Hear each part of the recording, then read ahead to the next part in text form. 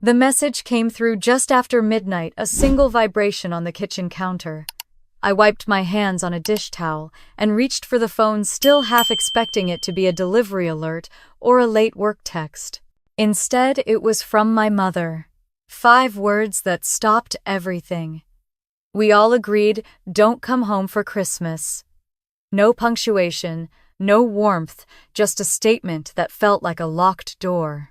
I stared at the screen, the light glowing cold against my fingers. Outside my window, snow pressed softly against the glass, Seattle's skyline blurred under pale streetlights. Across the street, a family was decorating a tree, their laughter muffled through the walls. My apartment, by contrast, was silent, except for the hum of the refrigerator and the faint buzz of the phone still glowing in my hand. I read the message again, slower this time, waiting for a follow-up, an explanation, anything. Nothing came. Just the quiet weight of rejection hanging in the air. For a long moment I stood there, frozen between disbelief and the familiar ache that always came when it came to my family. The Mitchells were predictable that way, generous, in public, cruel, in private. I'd told myself over the years that the distance between us was normal, that I was just the practical one who didn't fit their curated version of togetherness. But something about that message broke through the usual numbness. We all agreed.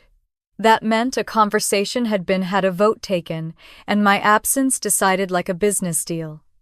I opened my laptop, refreshing the family email thread that used to fill up every December. There should have been messages about travel plans, side dishes, gift lists, even Emily's endless updates about matching pajamas. The inbox was blank. The shared drive we'd used for years, Mitchell holiday plans, was gone. I typed the address again. A red banner blinked across the top, access denied. I stared at the words until they blurred. The folder I'd built, the spreadsheets I'd maintained, the budget I'd updated every year, all gone like they'd never existed. I tried calling my mother, but it rang straight to voicemail. Her recorded voice, cheerful from years ago, didn't match the one I knew now. When the beep sounded, I said nothing. What was there to say? A few minutes later, the phone buzzed again. A voicemail notification appeared.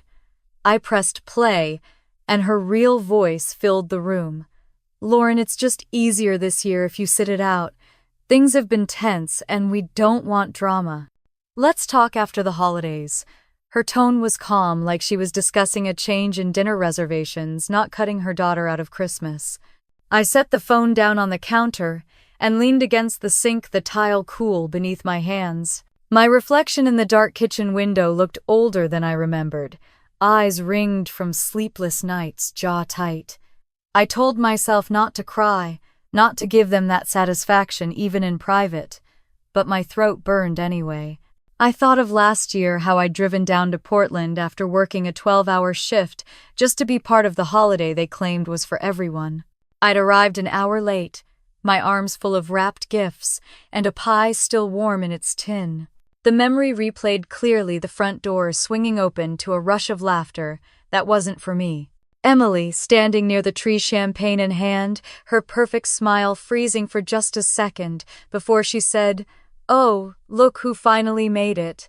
No one offered to help with the boxes in my arms. I'd ended up setting the pie on the counter, balancing a paper plate while standing in the corner of the kitchen. My mother passed behind me, carrying a tray of drinks, her perfume sharp in the air. She didn't say a word, didn't even look at me. When someone made a toast to family unity, I remember biting my tongue so hard it tasted like metal. That was the year I stopped expecting them to make room for me. But even then, I hadn't expected this, a message so final it felt rehearsed.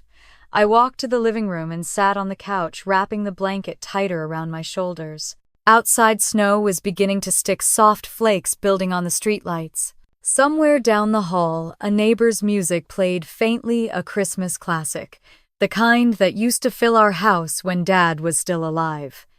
Before things got complicated, before money and appearances started meaning more than connection, I opened the laptop again and scrolled through my accounts.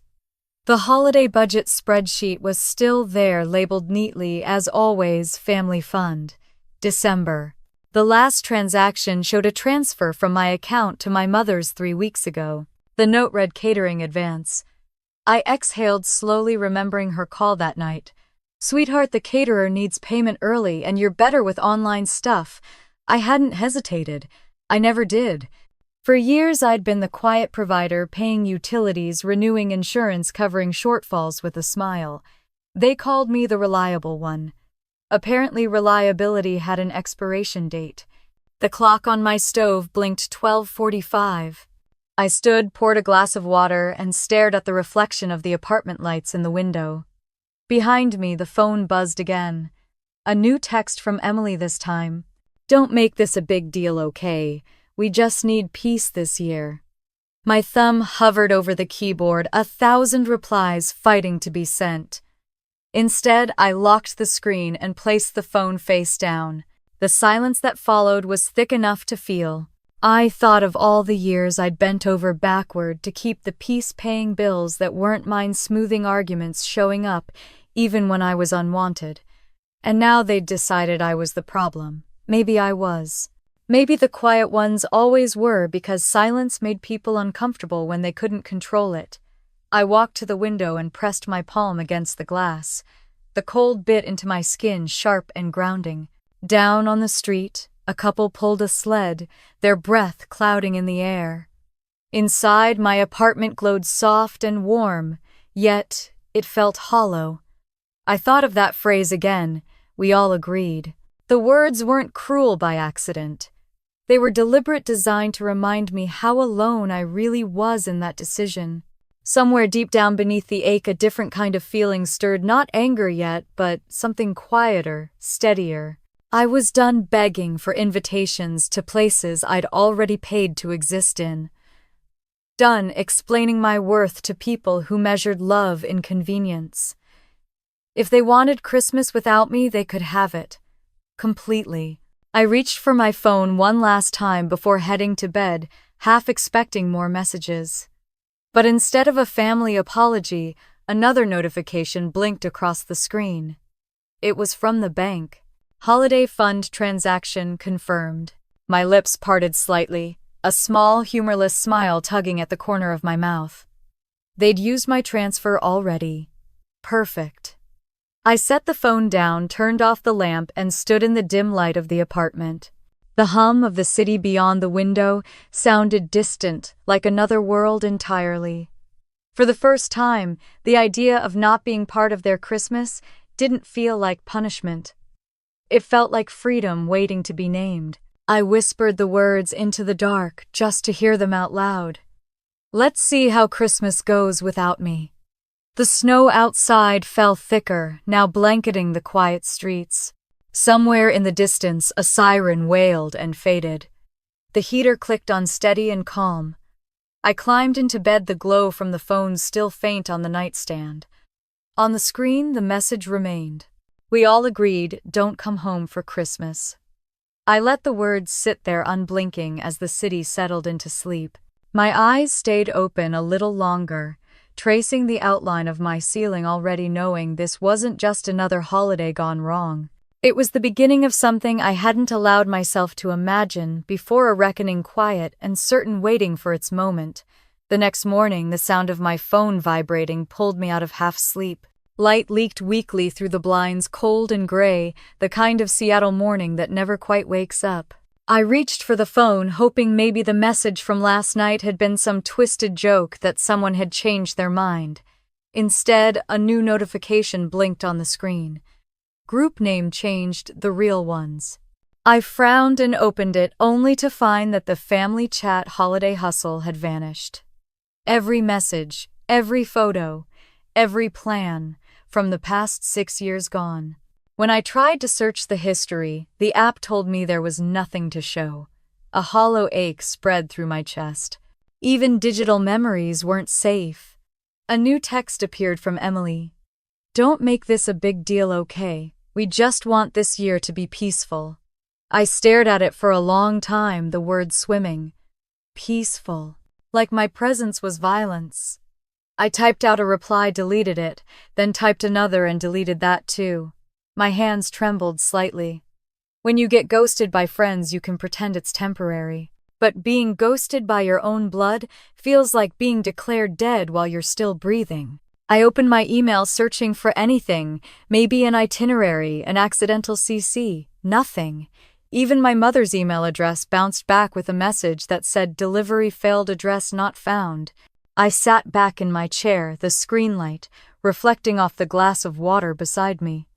The silence in the apartment pressed close. I could hear the faint creak of pipes, the hum of the fridge. Outside, somewhere far below, a bus hissed to a stop. Inside, it felt like I'd fallen out of orbit. For a while, I did what I always did when panic threatened. I worked. I opened the spreadsheets, the family budget I'd built years ago. Rows of tidy numbers. Mortgage, insurance, utilities, property tax. The familiar rhythm steadied me until I noticed something off.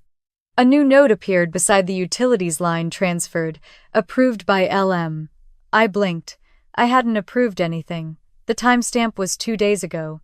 Another line under insurance read renewed via Brad Mitchell account. My brother-in-law. My stomach dropped. Why was he handling renewals tied to my name before I could process it? My phone rang.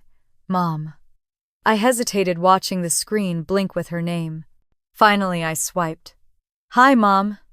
Her voice came through light, careful, the same tone she used at church socials. Lauren, honey, I was hoping you'd understand. It's better this way for everyone. For everyone but me, I said quietly. Oh, don't start that. You know how things get. You're so sensitive, and Emily doesn't need tension during the holidays. I gripped the edge of the counter. Tension? You mean honesty? See, this is what I mean, she sighed. Please don't make this dramatic. We just need calm. Calm, my voice cracked. You erased me from the group chat, from everything. You can't call that calm, Mom. That's cruelty. She didn't respond right away. When she did, her tone was soft and final. Please respect our decision. The line clicked dead before I could answer. I stayed there for a long moment, staring at the phone like it might take the words back. My reflection wavered in the black screen eyes, red jaw tight. I whispered into the empty room, respect our decision. The words tasted bitter. The memory of last year hit me without warning. The living room in Portland glowing with fairy lights, the smell of turkey and pine. I'd arrived late, gift bags cutting into my fingers after working through traffic. Emily had been by the tree holding a glass of champagne, perfectly dressed in red velvet. Oh, look who finally showed up, she'd said, loud enough for everyone to hear. Laughter had rippled through the room. My mother's eyes had flicked toward me, expression unreadable. She turned away, smiling at a neighbor instead. I'd stood there smiling too, pretending it didn't sting. I ended up eating at the counter, balancing a plate on my hand while everyone else laughed around the table. When they toasted to family unity, I'd raised my glass like a prop. That was the night I started swallowing my words whole. The next day, Emily posted a photo captioned, "Perfect family dinner. So much love in this house." I'd stared at the screen, wondering if maybe the problem was me. If love in our family just looked like exclusion dressed in tradition. Now, sitting in my kitchen months later, it was clear. They hadn't just ghosted me, they'd deleted the evidence that I'd ever been part of it. I opened the shared drive again. A new folder appeared. Archive. Old. Inside documents I'd uploaded, mortgage spreadsheets, receipts, even the 2020 tax file were all modified recently. The editor's name blinked on the side, Brad Mitchell. I scrolled through line after line, confusion, turning to nausea. He'd signed off on transactions using my initials, transfers, approvals, renewals. I wasn't crazy. They'd been using my accounts behind my back. A knock at the window startled me. It was just a neighbor walking her dog, bundled in a red scarf. I waved faintly, then turned away. My hands felt numb.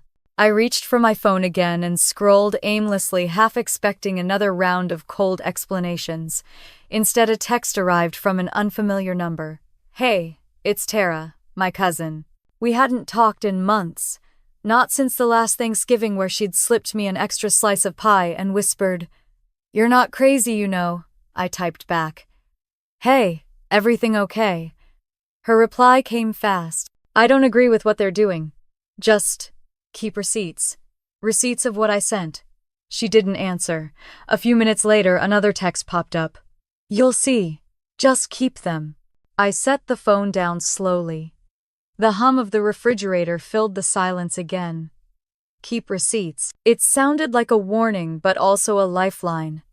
I opened my laptop and stared at the open spreadsheet. A year ago, I would have cried or begged or tried to fix things. Now I just felt tired. The kind of exhaustion that comes from realizing every effort to belong had only made you easier to use. I thought about my mother's calm voice, about Emily's smug text, about Brad editing files that didn't belong to him. The words we all agreed looped in my head, rhythm steady, mechanical. Maybe it was time I agreed too, agreed to stop pretending I didn't see what was happening. I opened a new folder on my desktop. The cursor blinked, waiting. I typed receipts of love. The name felt ironic and right all at once. Inside, I started dragging files, bank statements, utility records, screenshots of payments I'd made. I took pictures of old paper receipts stacked in my drawer. Every transaction, every quiet act of loyalty they'd erased, went into that folder. As I worked, something shifted in me. Not anger exactly, not yet. More like clarity. The realization that my family's silence wasn't absence, it was strategy. They wanted me invisible but still useful, quiet but still paying. The clock crept past 10. Outside snow had turned to rain, tapping softly against the glass. I stared at the folder glowing on my screen, its name pulsing faintly in the lamplight. Receipts of love. My reflection in the laptop looked unfamiliar, harder, steadier. I whispered into the stillness. They ghosted me, but I'm still here. The words hung in the air, quiet and certain. I closed the laptop, the sound echoing through the room. Somewhere deep inside, a thought took shape, sharp and calm. If they wanted to erase me, I'd give them something they couldn't delete, proof.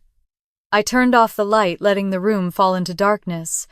The only glow came from the folder icon on the desktop, waiting like a promise. Rain tapped against the windows, steady and cold, the kind of sound that keeps you awake no matter how tired you are. I sat at my kitchen table with my laptop open, the only light in the room coming from the screen. The folder I'd made the night before Receipts of Love blinked at me like it was waiting. I clicked into the subfolder marked Mortgage, 2020. The PDF loaded slowly, black text against a white background, and when it finally appeared, my stomach turned. At the top, bold and clean, it read Primary Owner Judith Mitchell. Below that, in smaller letters, Co-borrower Lauren Mitchell. I stared at it for a long time, my pulse a steady thud in my ears. 4 years of payments, 48 months of my money. Every mortgage draft pulled from my account on the first of the month, never missed, never late.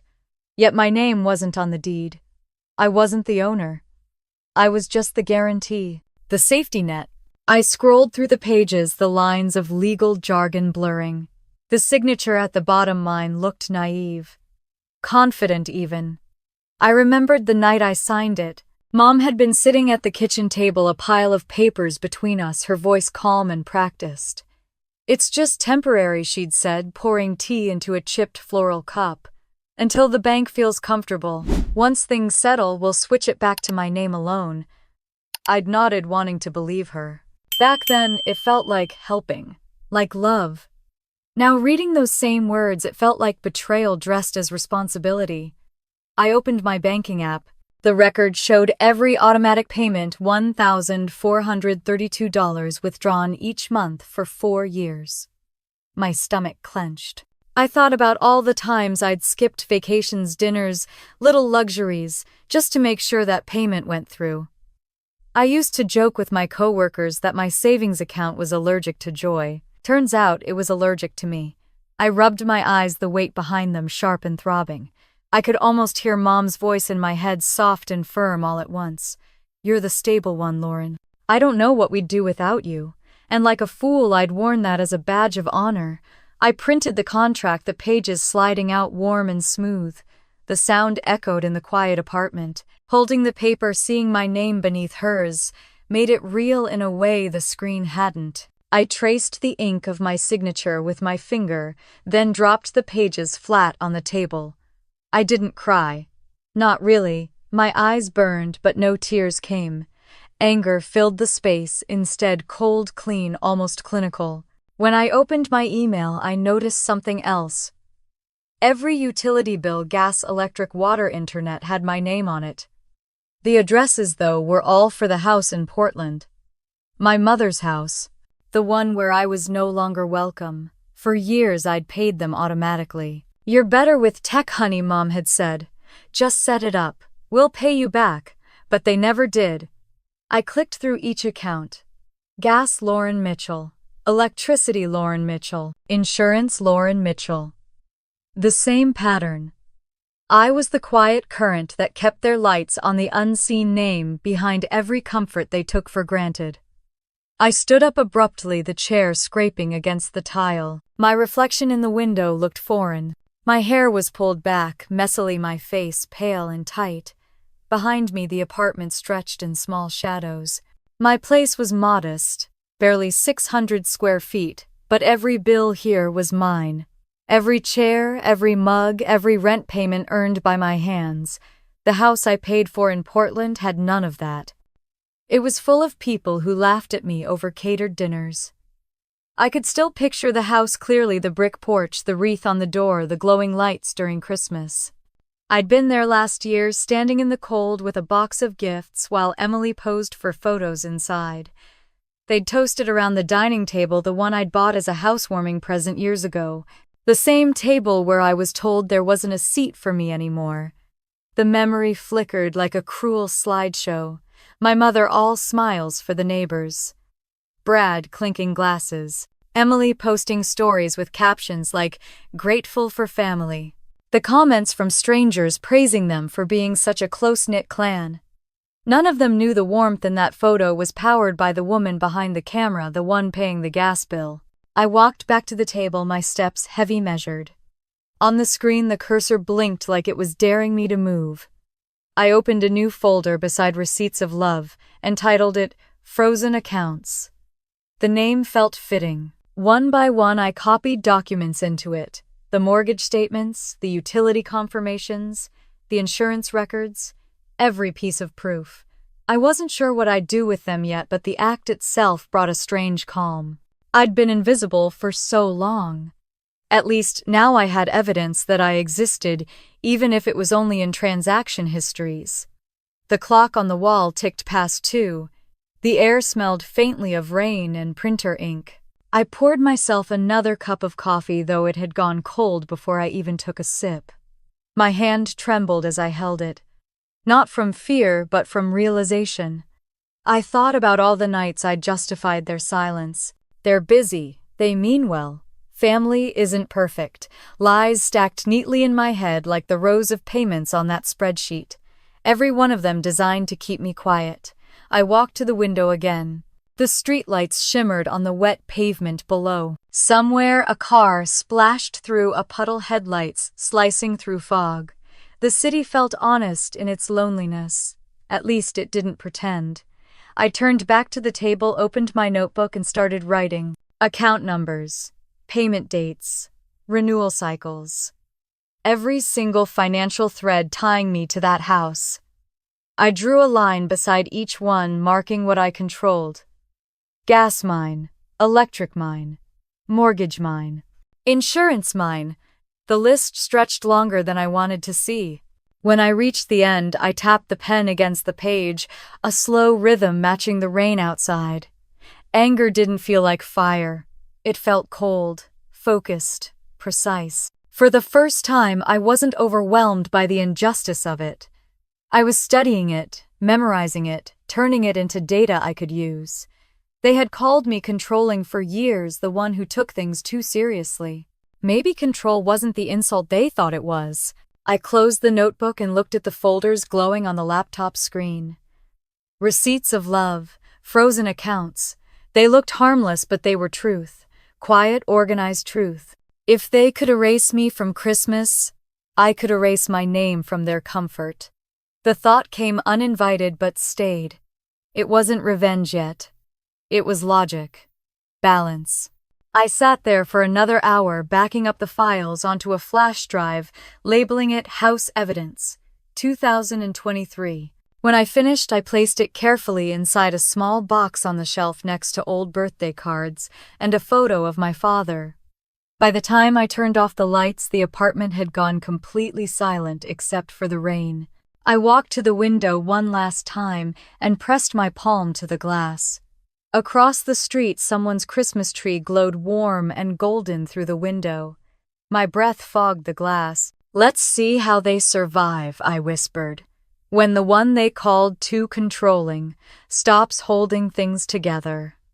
I let my hand fall away, turned back toward the table, and sat down again. The cursor hovered over the freeze account option on the screen. For a long moment, I just watched it blink.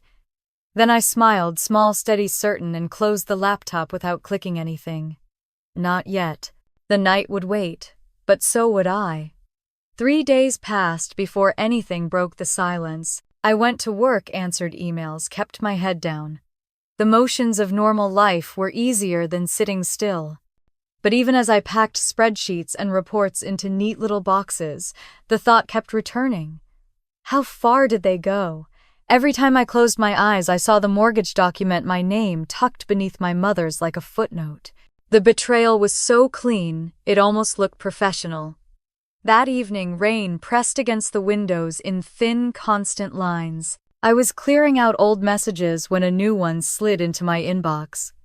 It was from Tara. The subject line read only, "You need to hear this." There was a single file attached dinner, last week.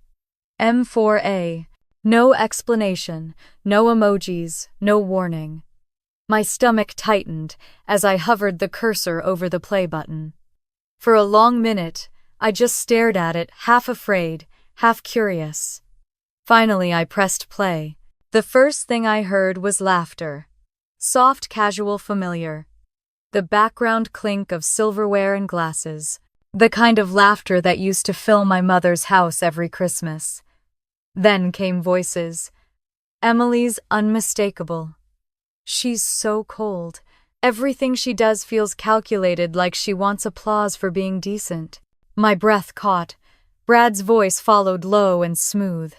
"Keep her name on the papers. It's clean. No reason to rock the boat." And then my mother's. Calm, even.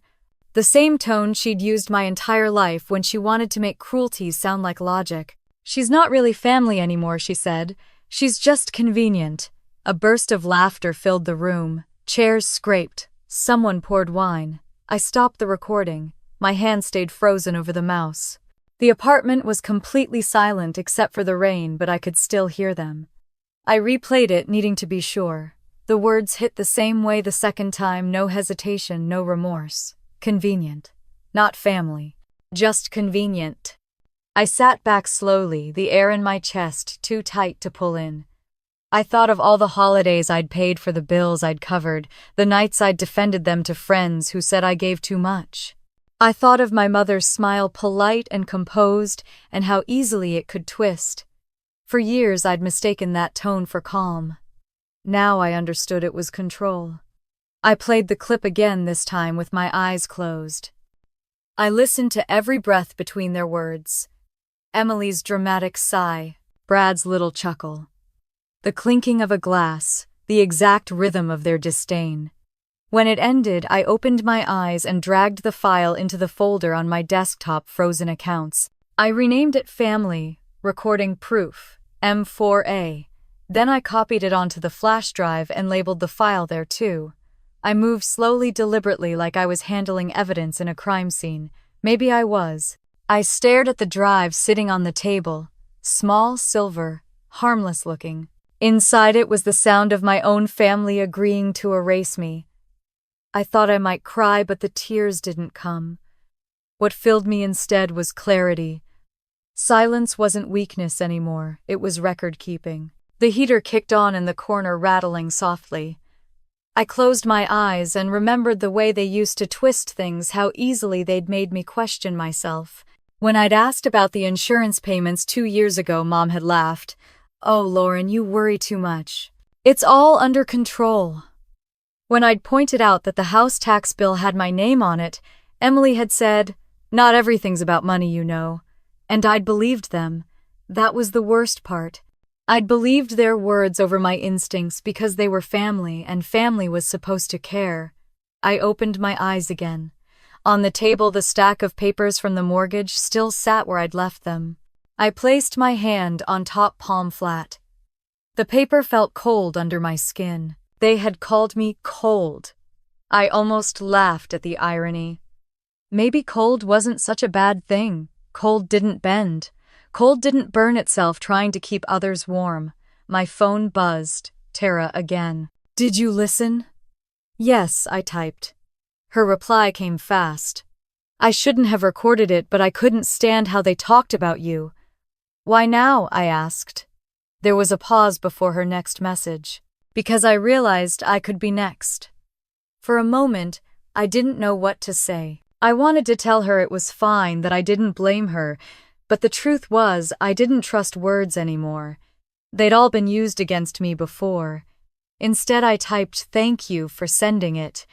A few seconds later, she wrote back, "You're not alone, you know." I stared at the message until the screen dimmed. Outside, the rain had turned to sleet ticking against the glass like a metronome. I whispered to no one I was, but not anymore. The apartment was so quiet I could hear the faint whir of the refrigerator. I stood pacing once across the room, then back again. The recording was still open on the screen, the waveform frozen mid-laughter. I clicked play again. This time I listened differently, not as a daughter, but as a witness. Every word became data. Every voice a timestamp. Emily, emotional cruelty. Brad, financial collusion. Mom, intent. I took notes as I listened, marking minutes and seconds, cataloging phrases. It was mechanical, detached, almost soothing. When the file ended, I scrolled to the bottom of my frozen accounts folder and added a text document. In neat, precise letters, I typed Stage 1 evidence. Stage 2 action. The words looked stark against the screen. Simple. Honest. I leaned back in my chair and let the quiet fill the space around me. My fingers brushed over the USB drive again. It was still warm from my touch, pulsing faintly under the lamp's light. I closed my eyes and imagined their dinner table, the laughter, the clinking glasses, the comfort they'd built on my silence. They thought I wouldn't find out, that I'd stay quiet, forever grateful just to be tolerated. I opened my eyes. The truth didn't hurt anymore. It sharpened. They had always said I was too cold. Maybe they were right. Cold remembers. Cold records. Cold doesn't forgive. The words settled in my mind like a promise. I saved the note, closed the laptop, and sat still in the dim room. Outside, the sleet had stopped. The city was wrapped in a heavy white silence, the kind that makes you feel like the world is holding its breath. I lifted the flash drive, the evidence of everything I'd been too afraid to admit, and set it carefully beside my coffee cup. The silence wasn't empty anymore. It was waiting. The morning came gray, and still, the kind that felt half asleep even after sunrise. I sat at my kitchen table, a mug of coffee cooling beside the laptop. On the screen, 2 folders glowed side by side, receipts of love and frozen accounts. The hum of the refrigerator was the only sound in the apartment. My hands rested on the keyboard, steady now, no hesitation left. If they could build comfort on my silence, I could build peace on their discomfort. I opened the bank portal, my cursor hovering over the mortgage account. Every line of payment stared back at me. 48 entries, never late, all pulled from my checking account. My name was everywhere except where it mattered. I scrolled to the bottom of the page and found the button I'd never clicked before. Options. A drop-down appeared. Pause. Freeze. Cancel autopay. The words looked harmless. Routine. I took a slow breath and clicked freeze. The confirmation box popped up, green checkmark blinking. Request submitted. That single click was louder than every argument I'd ever swallowed. I leaned back in the chair, the leather creaking beneath me. Outside, light snow began to fall, thin flakes drifting past the window. I sipped my coffee. It was bitter, but I didn't mind. Next came the utilities. I logged into the gas account. The address on the top corner mocked me, Portland residence, the one I wasn't welcome in. I scrolled down, found suspend service, and clicked. The same green confirmation mark appeared. I took a screenshot and dragged it into the folder. Electricity came next. End date December 24. I chose 6:00 p.m. The timing felt poetic. Internet 2. Cancel autopay. Screenshot. Save. Each action was precise, mechanical, almost meditative. My fingers moved on instinct now. For every service I shut down, I made sure to capture the proof, one image, one timestamp. It wasn't chaos, it was order. By noon, I'd stopped thinking about the morality of it. I didn't feel vengeful or vindicated. I felt balanced. The scales were finally even. The kettle on the stove began to whistle. I poured another cup of coffee and stood by the window while the snow thickened outside. The street below was quiet, coated in white. I thought of my mother's voice last Christmas, sweet and practiced. "We couldn't have kept this house without you." Exactly. I took a sip and smiled without humor. For years that line had been offered like gratitude. Now I understood it was confession. When the mug emptied, I rinsed it, set it on the counter, and returned to the computer. One more account to go, holiday fund. The shared account I'd opened years ago for family expenses. The one they used to plan every gift, every catering order, every perfect dinner I no longer belonged to. The balance sat in front of me, a neat row of digits. I transferred it, every cent, back into my personal savings. Then I closed the tab and exhaled. It felt almost too quiet afterward, like the air itself was waiting for something to break. I opened the catering company's website, found the invoice my mother had sent weeks ago, payment made by Lauren Mitchell. I clicked Request Refund. A confirmation email arrived seconds later. Refund will be processed within 24 hours. I dragged it into the folder, naming it Catering, Cancelled, PDF. For the first time in years, the money I earned was mine again. The thought made me pause. It wasn't about greed or revenge anymore. It was about space, the kind of peace that comes from finally stepping out of a role you never agreed to play. I closed my eyes and let the silence settle. It wasn't the heavy silence of rejection anymore. This one hummed alive and purposeful. I opened my notebook, flipping to the list I'd started days earlier. Each account had a line beside it. I began marking them off one by one. Mortgage done. Gas done. Electric done. Internet done. Catering done. By the time I reached the bottom, the page was almost full of ink. I circled the last line, Holiday Fund, and underlined it twice. Then I wrote beneath it in small letters, Freedom Executed. I sat back, pen tapping against the paper, listening to the faint hum of the heater. My apartment smelled faintly of coffee and printer paper. I thought about all the nights I'd spent holding my tongue, keeping peace in a family that used silence as a weapon. Anger burns fast. Control lasts. The words came unbidden, but they felt true. I checked my phone. The calendar app reminded me that Christmas was 2 days away. In Portland, they'd be decorating the tree tonight, stringing lights across the porch. I'd helped repair the same porch I'd never stand on again. Outside, Seattle's streets glowed faintly with holiday lights. Neighbors hauled pine trees into living rooms. Kids threw snowballs on the sidewalks.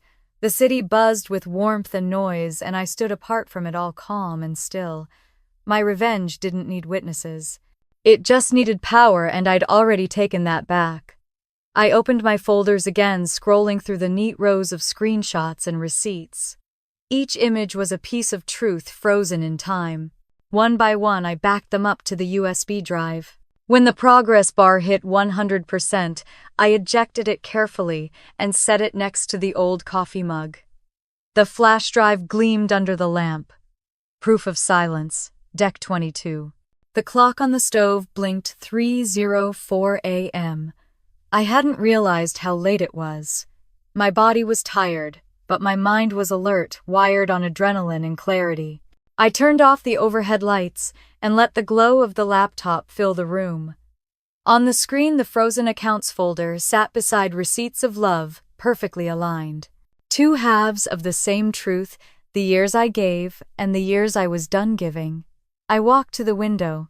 Snow had stopped falling, leaving the city covered in a quiet white sheen. The lights from the apartments across the street shimmered faintly, little pockets of gold in the dark. They erased me from Christmas, I whispered. I just erased their comfort. The words didn't sound cruel.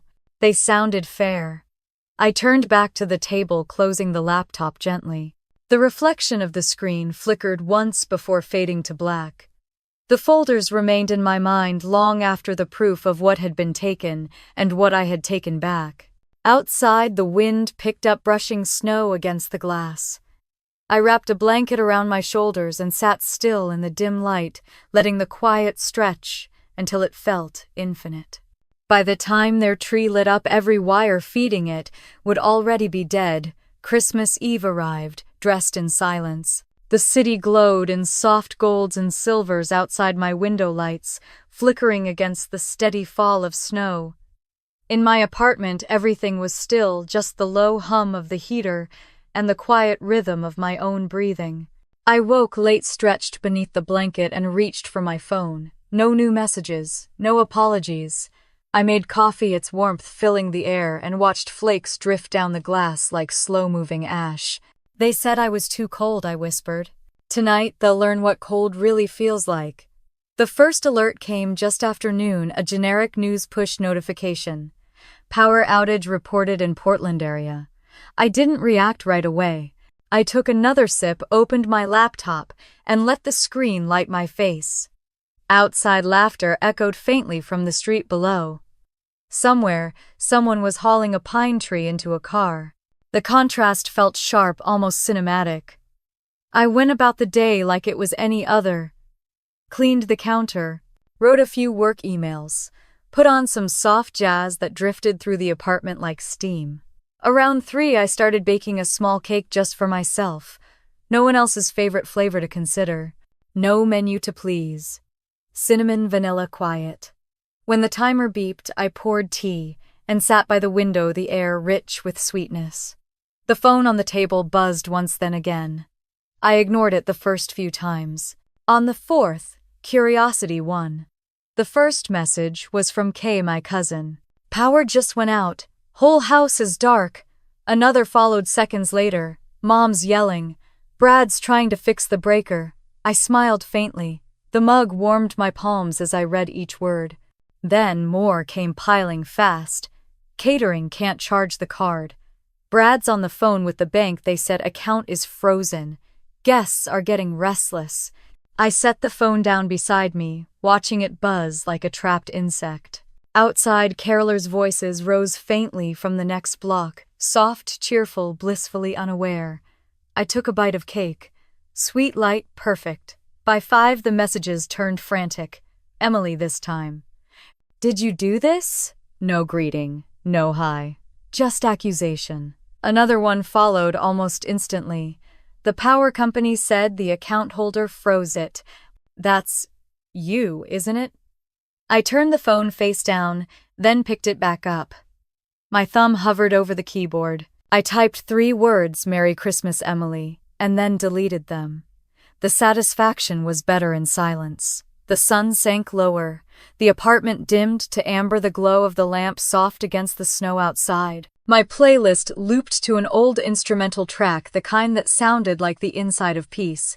The phone buzzed again, the rhythm more erratic now.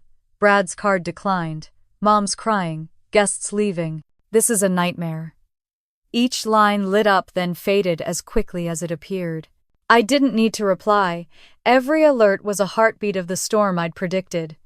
At 7, the first call came. Mom calling. I let it ring out, the sound muffled against the cushion. Then Emily calling. Then Brad. I flipped the phone over, the vibrations pulsing against the table like a second heartbeat. The city beyond my window glowed in soft yellows. I could see into another apartment across the street, an old couple setting candles on a dinner table. Their silhouettes moved slowly, gracefully. They didn't need words. I turned the volume down on the music until all I could hear was the faint whistle of the wind outside. I wondered if my mother's dining room was quiet now, too. Maybe Brad was pacing, trying to call customer service. Maybe Emily was cursing at him, blaming anyone. I could almost hear the arguments, the panic. The perfect family evening cracking open. It didn't feel like revenge. It felt like balance. For years, I'd carried their peace on my shoulders, paid for their comfort, and swallowed the blame when things went wrong. Now they could carry their own noise. Another call came through. This time, voicemail. I didn't play it. I just watched the notification fade. The heater clicked softly beside me, steady as a metronome. I stood and walked to the kitchen, refilled my tea, then returned to the couch. The smell of vanilla still lingered from the cake. It was the first Christmas Eve I could remember where the air around me didn't feel heavy. My phone lit again. A message from Nathan, my quieter cousin. Everyone's leaving. Mom's crying. The kids are scared. Brad's furious. Then another one a minute later. She keeps saying your name. I read it twice, then set the phone down. I leaned back, closing my eyes. Let her say it, I murmured. The wind outside picked up snow brushing against the windows in soft hisses. Across the street, the couple sat down at their table. The woman laughed, reaching across to pour wine. The warmth of their apartment flickered against the dark, a small universe of peace surrounded by winter. I pulled the blanket closer around me and breathed deeply.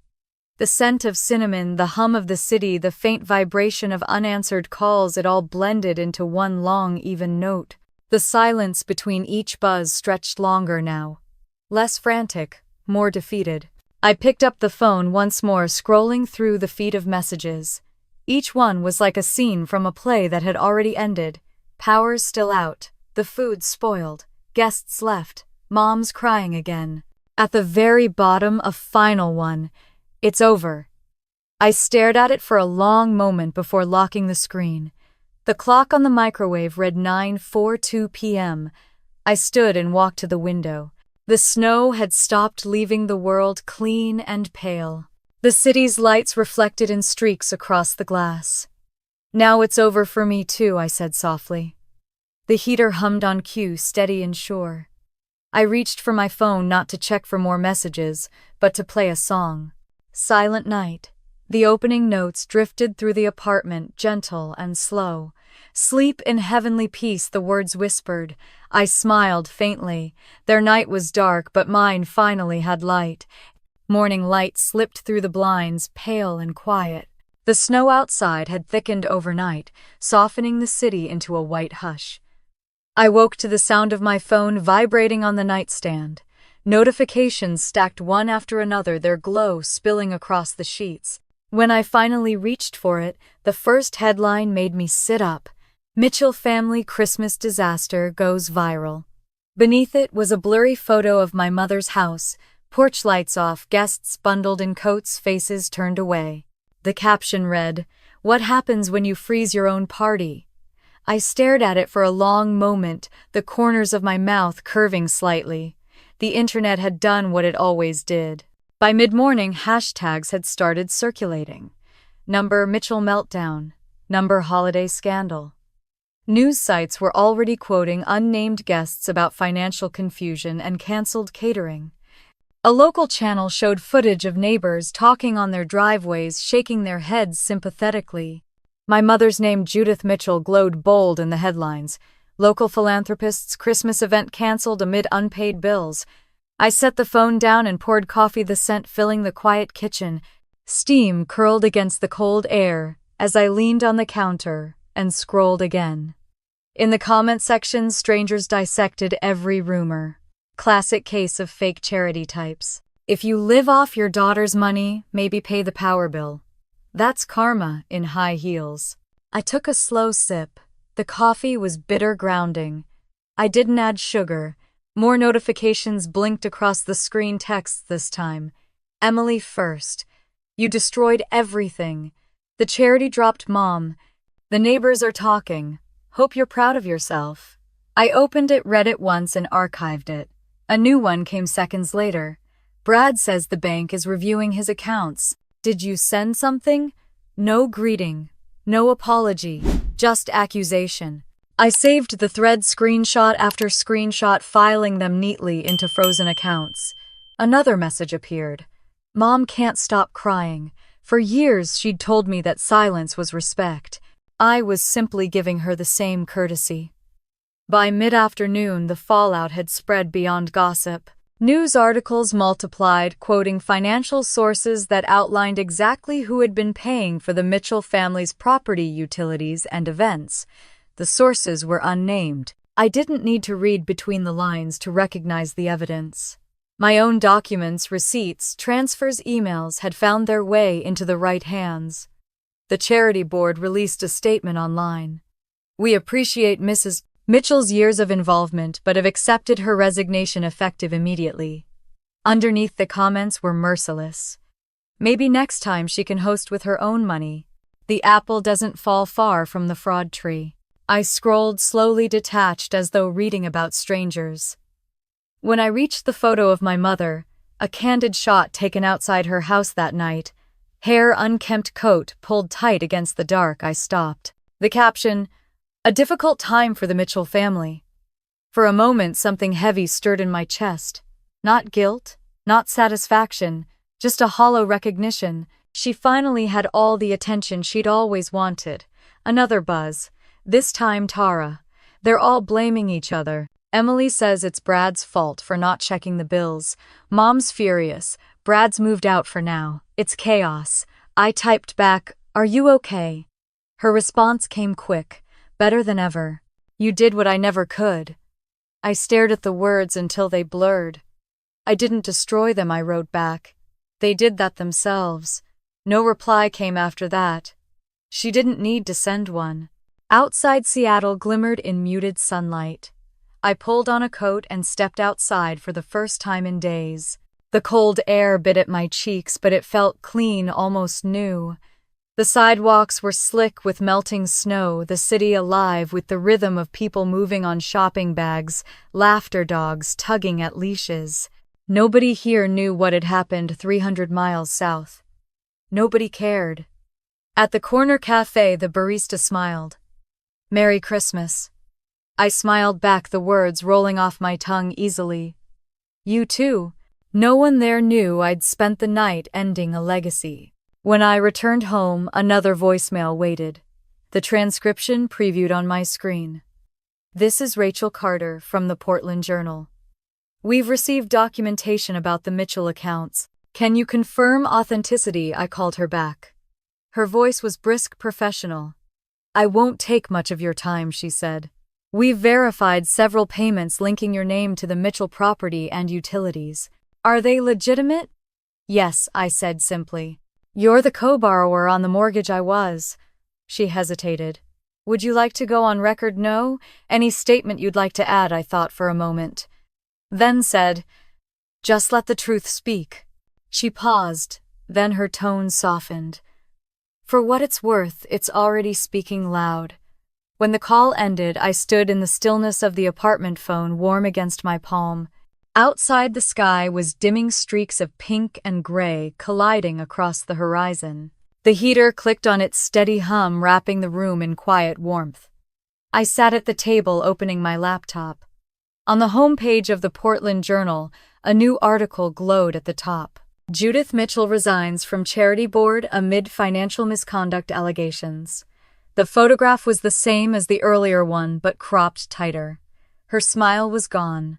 I scrolled through the text. The report cited anonymous documentation, no accusations, no speculation.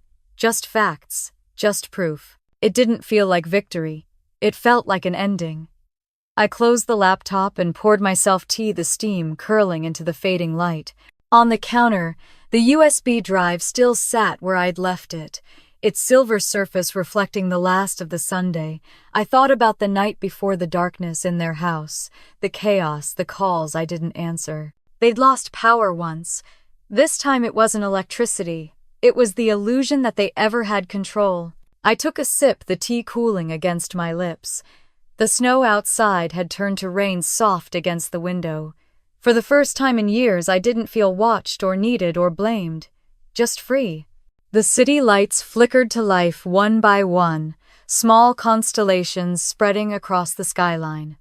I stood there watching the warmth of the mug seeping into my hands and let the silence settle like a blanket.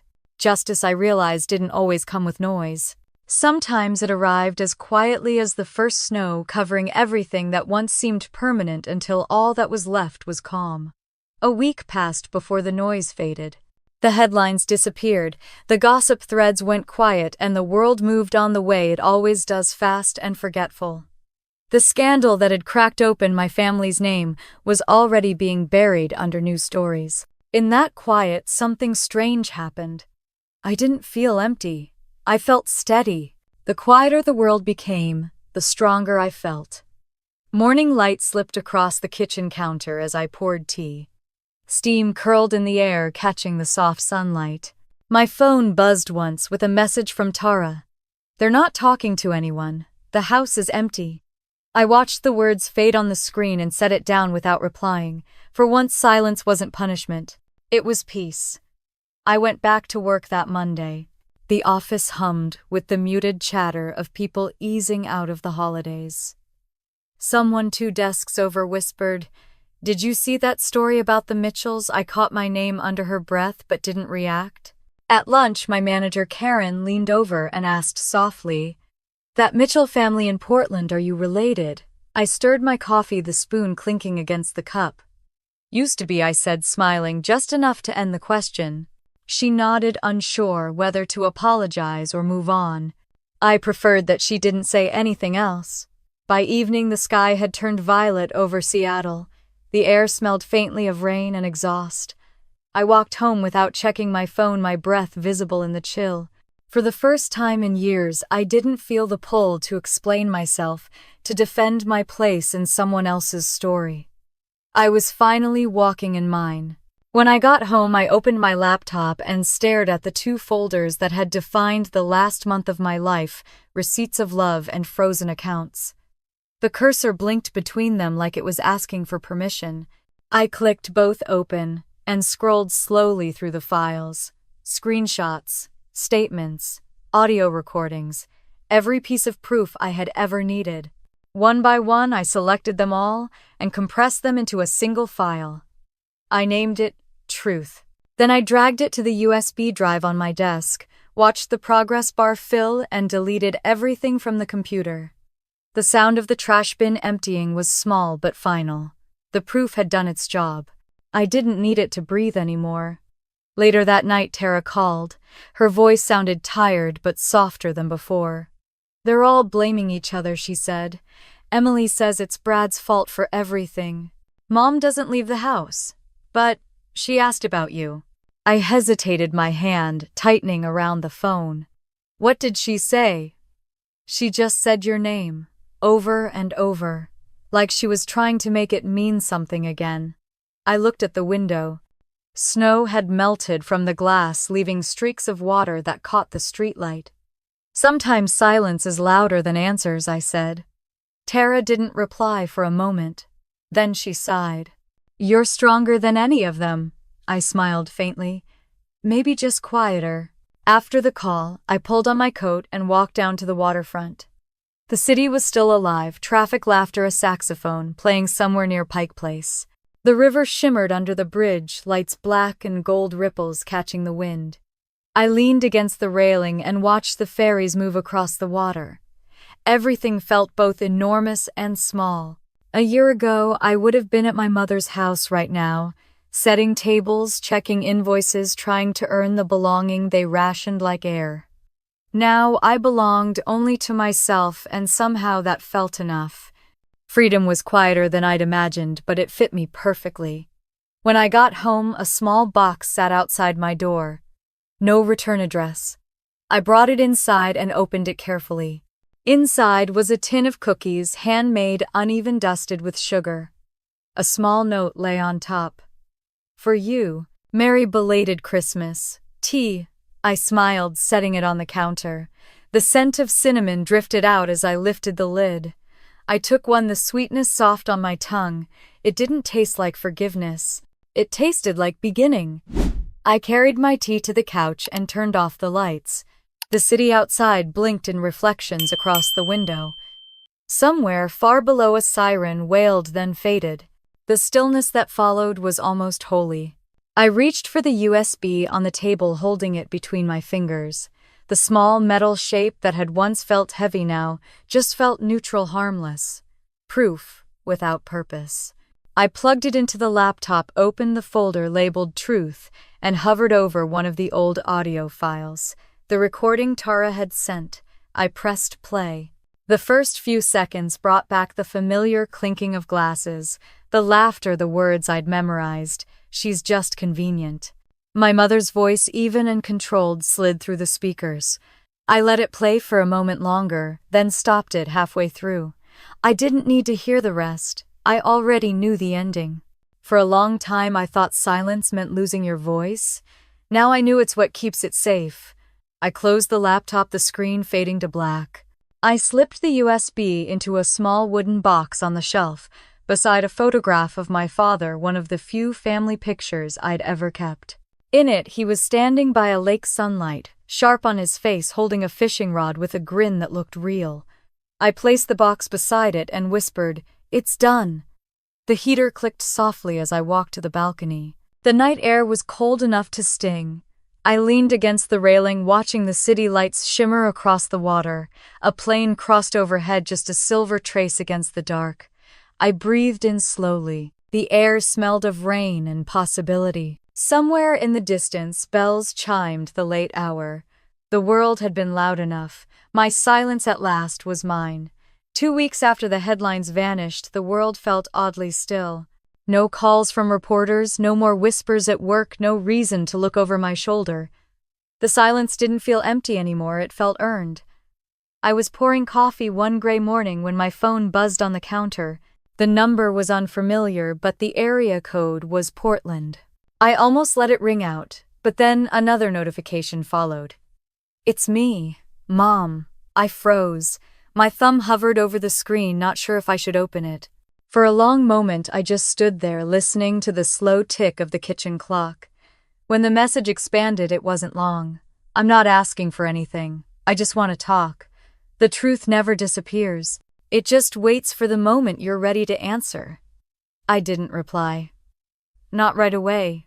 Instead, I went about my day, letting the message sit there like an unopened box. But that evening when I came home and the apartment felt too quiet, I finally pressed play on the voicemail that followed. Her voice was smaller than I remembered.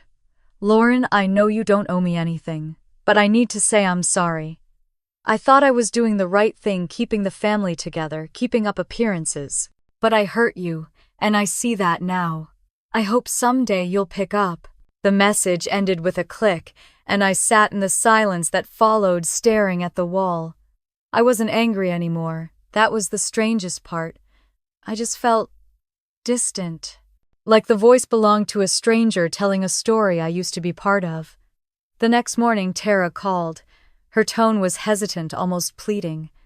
"She's not doing well," she said. "She barely eats. She doesn't sleep. Maybe she needs to see you once." I hesitated. "And what would that fix, Tara? Maybe nothing," she said softly. "Maybe you." The line stayed quiet after that. I didn't promise anything, but the thought lingered long after we hung up. 2 days later, I packed a small bag and drove south. The highway stretched ahead, slick from melted snow, the sky low and heavy with mist. I hadn't taken this route in months, but every turn still felt familiar. The radio played quietly, jazz humming under the sound of tires on wet asphalt. The road home looked the same, but I wasn't the same driver. By the time I reached Portland, dusk had settled, turning the city into a blur of headlights and drizzle. I parked a few houses down from my mother's place and sat there for a minute, engine idling. The house looked smaller now, stripped of the decorations that had once made it glow. The windows were dark, except for one faint light in the living room. I grabbed my coat and stepped out into the cold. The air smelled like wet pine. My shoes crunched against the thin crust of old snow on the walkway. For a second I almost turned back. Then the door opened. Judith stood in the doorway, thinner than I remembered. Her hair, once perfectly styled, hung loose around her face. She didn't smile, but she didn't look away either. "Hi," she said quietly. "Hi." We stood there a moment, two people who used to share the same roof and language, but no longer spoke either fluently. Finally, she stepped aside. "You can come in if you want." The house smelled faintly of dust and old candles. The Christmas tree still stood in the corner, brittle, and drooping ornaments half missing. I looked around, remembering how loud this room used to be, laughter, wine glasses, the hum of performance. Now it was only the hum of the refrigerator in the next room. We sat opposite each other in the living room. She folded her hands in her lap, the motion nervous, almost childlike. "You were right," she said finally, "about everything. I built this family on appearances. I thought control was love." I nodded slowly. "I used to think silence was respect." She looked up, eyes glistening. "I'm not asking you to forgive me. She stopped, voice breaking. "When the lights went out that night, I realized how many of them you'd turned on for us all these years." The words landed heavier than I expected. For the first time, she wasn't performing. "I didn't do it to destroy you, Mom," I said quietly. "I did it to stop losing myself." She nodded, wiping her eyes with the back of her hand. "I know. And you were right to." The clock on the mantel ticked softly. We sat there not as mother and daughter, but as two women who'd finally stopped pretending. There were no grand speeches, no tearful reconciliations, just truth, plain and heavy, sitting between us like something alive. After a while, she whispered, "I don't expect forgiveness." "Maybe forgiveness isn't a door that opens," I said. "Maybe it's just deciding not to knock anymore." She closed her eyes, a single tear slipping down her cheek. I stood, hesitated, then reached out and touched her shoulder lightly. Her hand came up and covered mine for a brief second, warm and trembling. Then I let go. I walked out without looking back. The door clicked shut behind me, soft as breath. The air outside was cold and sharp. My car windows were fogged from the chill, and for a long moment I just sat inside, letting my heart beat slow. The road ahead was dark but clear. I turned the key, and the engine came alive with a low purr. The drive back to Seattle felt shorter somehow. The snow had started again, gentle and thin, brushing against the windshield like ashes. The radio played an old jazz piece I didn't recognize, smooth and steady, something that sounded like forgiveness without the words. Halfway home, I pulled into a rest stop. The parking lot was empty, lights flickering against the snow. I opened the glove compartment, took out the USB drive, and turned it over in my hand. It looked smaller, now ordinary. I rolled down the window. The cold air bit at my skin. For a moment I hesitated, then tossed the drive into the trash bin near the curb. It hit the bottom with a dull clink. I didn't watch it disappear. I didn't need to. By the time I reached Seattle, the city lights shimmered under the thin veil of snow. My apartment was warm when I stepped inside.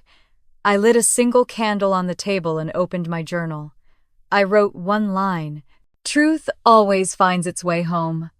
I closed the book and leaned back, watching the candle flame steady itself. The quiet filled the room, soft and full, wrapping around me like something alive. I thought revenge would end the noise, but it was truth and silence that finally did. The email arrived just after sunrise. I was halfway through my first cup of coffee when the notification blinked across my screen. Subject: Mitchell case resolution notice. For a second I didn't move. Then I opened it. All claims dismissed. No further action required. That was it. No drama, no footnotes.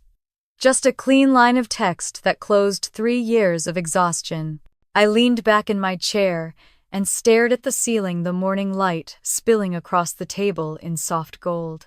For the first time in months, I didn't brace for impact. I didn't wonder what was coming next. The truth was finally carrying its own weight. I remembered the day they'd threatened to sue. It had come in the form of an email from Emily's subject line, in all caps, legal action. She'd written like someone rehearsing for a courtroom she'd never step into.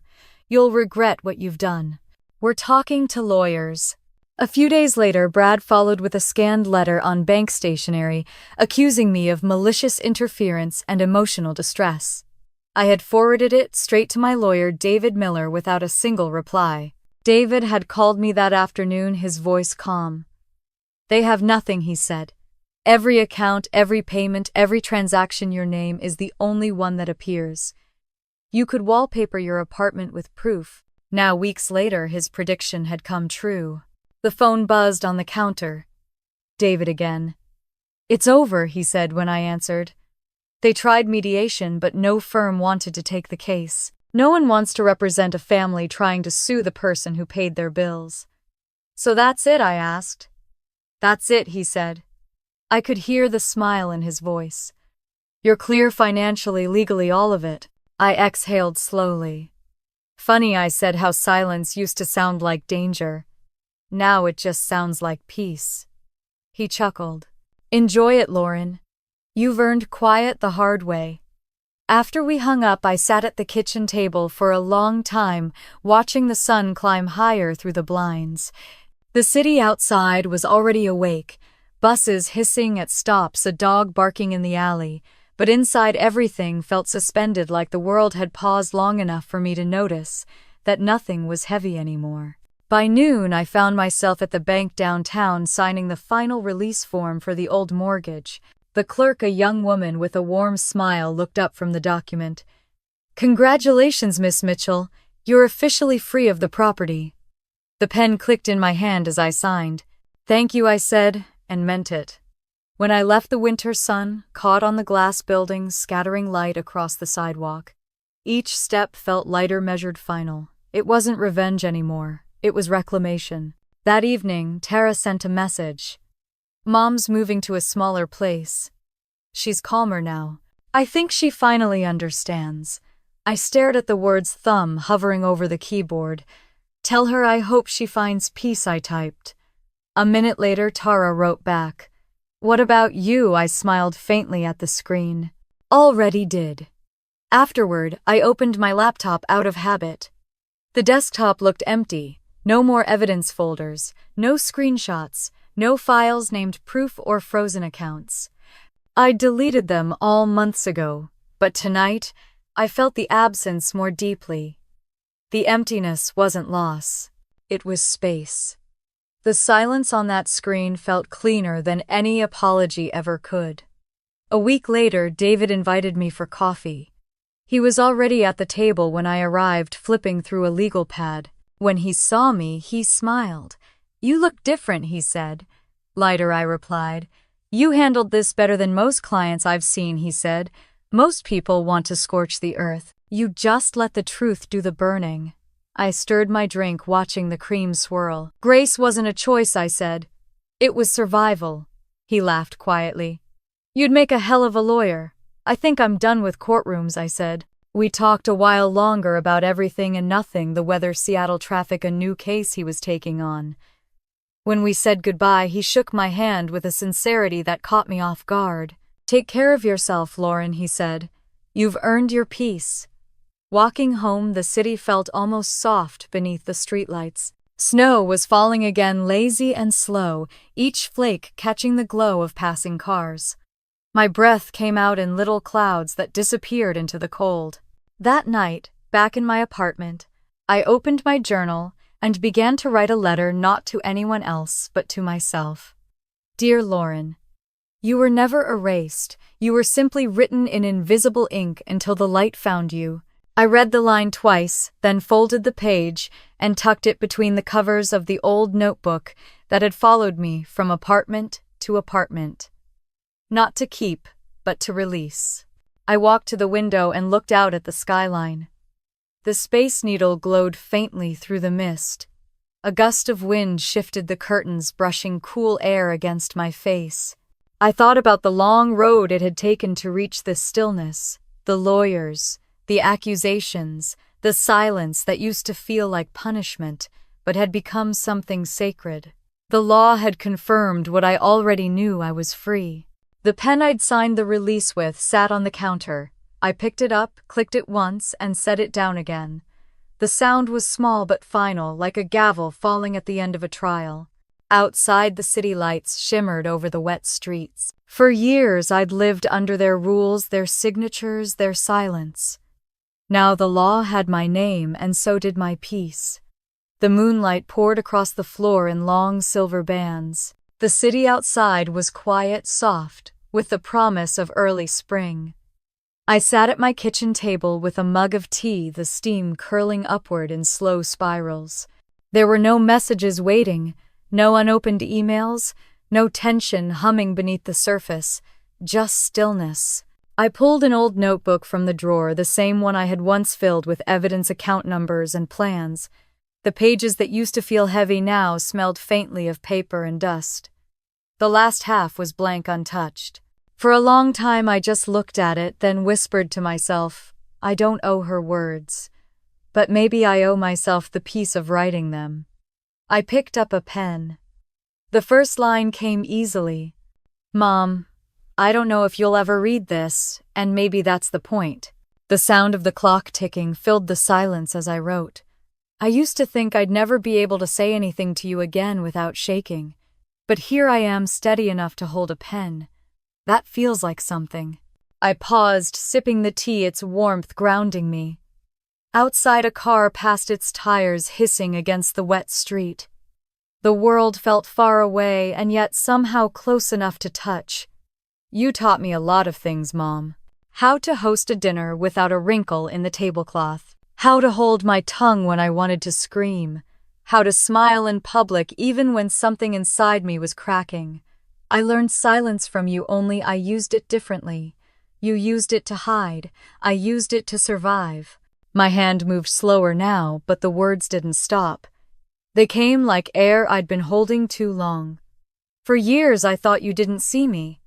But maybe you did, and it scared you.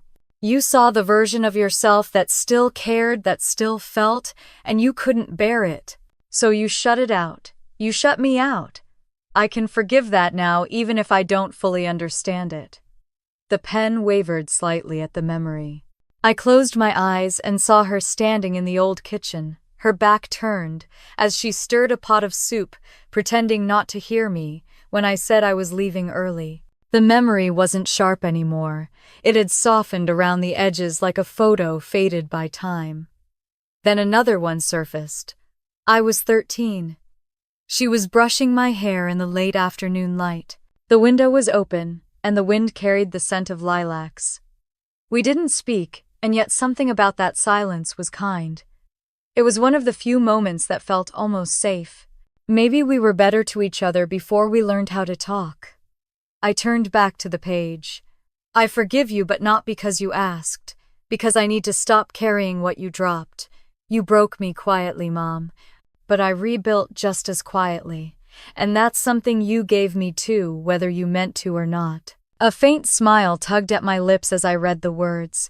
There was no bitterness left, no demand for apology, just the truth written in calm ink on soft paper.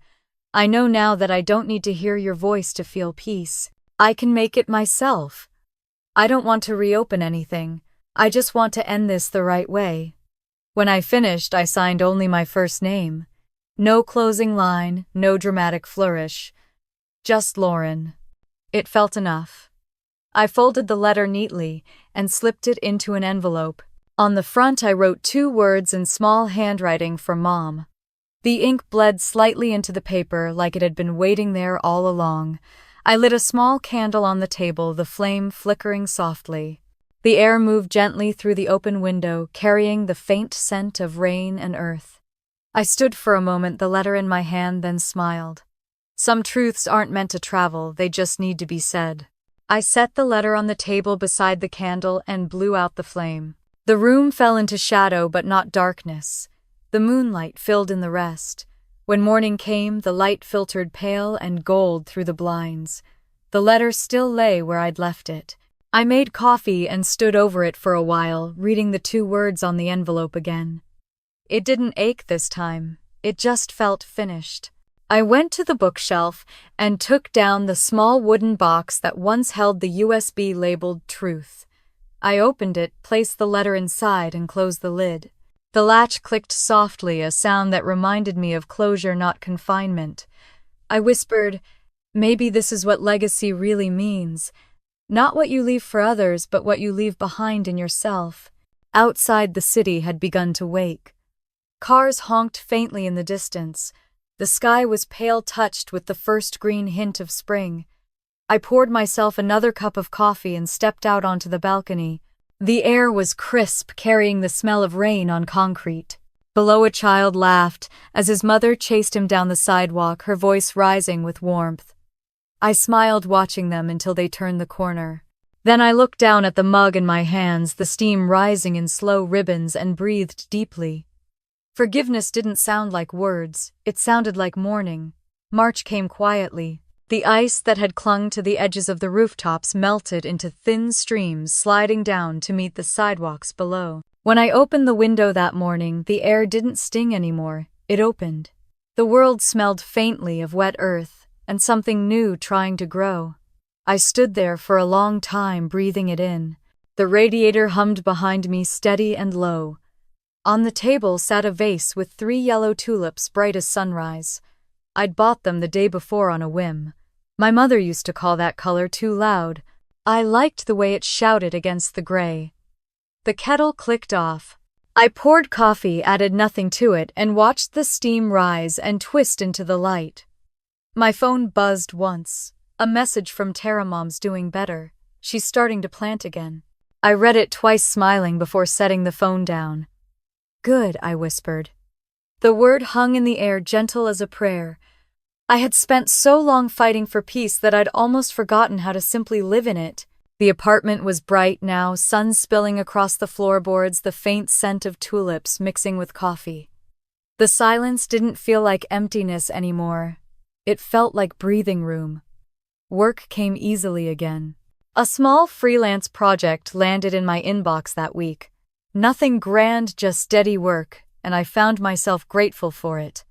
When I joined a virtual meeting, one of the designers smiled and said, "You seem lighter these days." I laughed. "I am." Outside, the city was shifting. The streets no longer glistened with frost. The park at the end of my block had small bursts of green breaking through the soil. I started walking there each evening after dinner, the air cool but not sharp, my steps unhurried. I'd stop by the pond, watch the ripples from a passing duck, and think how strange it was to exist without dread. One afternoon, while clearing out a shelf, I found the small wooden box. My fingers brushed its lid, remembering the weight of everything it once carried, proof, recordings, the letter I'd never sent. I opened it carefully. The paper inside was still folded neatly, the ink slightly faded at the edges. I read the first line again. "Mom, I don't know if you'll ever read this." A soft laugh escaped me. The ache that used to come with those words was gone. Instead, there was warmth, like reading an old chapter of a story I'd already finished. I closed the letter, carried the box out onto the balcony, and opened the lid to the sunlight. The golden light touched the paper, gently making the words glow. I left it open there, letting the light do what time had already begun: heal. That evening, Tara called. Her voice was brighter than I'd heard in months. "Mom's gardening again," she said. "She's growing lilacs." I looked out at the tulips on the table, their petals open wide. "Lilacs," I repeated softly. "She said they remind her of you." My throat tightened in that quiet, tender way that isn't pain, just recognition. "Then I hope they bloom," I said. The next morning, I sat at my desk and opened my journal. I wrote one simple line I used: "To chase love that cost me everything. Now peace asks for nothing and gives back more." I underlined it once and shut the book. The room felt different now, softer somehow. The same walls, the same window, but the air carried a new weight, a lighter one. The same kind of lightness that comes after a storm when everything still glistens but the wind has finally calmed. That afternoon, I took a long walk through the park. The trees were budding, their branches dotted with green promise. Children laughed near the swings, their coats half unzipped. I passed an old couple feeding birds and nodded to them. The man smiled. By the pond, the ice had vanished completely. The surface mirrored the sky, pale blue streaked with white clouds drifting slow. I stood there, hands in my pockets, and thought I survived winter. The words settled quietly in my chest. I didn't need to say them aloud for them to feel true. The air brushed against my face, cool but kind. A bird landed nearby, tilted its head, and then flew off toward the water. For the first time in years, I didn't feel like I was watching life from the outside. I was in it, small, human enough. By evening, the city glowed gold under the fading Sunday. I returned home and opened the windows again. The smell of rain drifted in, mixing with the faint sweetness of tulips. I lit a candle, its flame dancing softly beside my laptop. I typed a few lines, words meant not for the story I'd lived, but for the people who might one day find pieces of themselves in it. If you've ever carried the weight of being unseen, I hope this finds you. You're not invisible, you're just waiting for spring. I paused, my fingers hovering over the keyboard, then added one more line. Tell me, have you ever had to choose peace over belonging? I want to hear how your spring began. I read it back, the words simple but alive. Then I saved the file, closed the laptop, and sat in the quiet glow of the candle. Outside, the evening deepened to blue. A light breeze rustled the curtains. I stood and walked to the window just as one of the tulips on the table dropped a single yellow petal. It floated down, landing softly on the sill before the breeze carried it away. I watched it drift into the night, the color bright even against the dark. Winter had taught me how to endure. Spring was teaching me how to begin.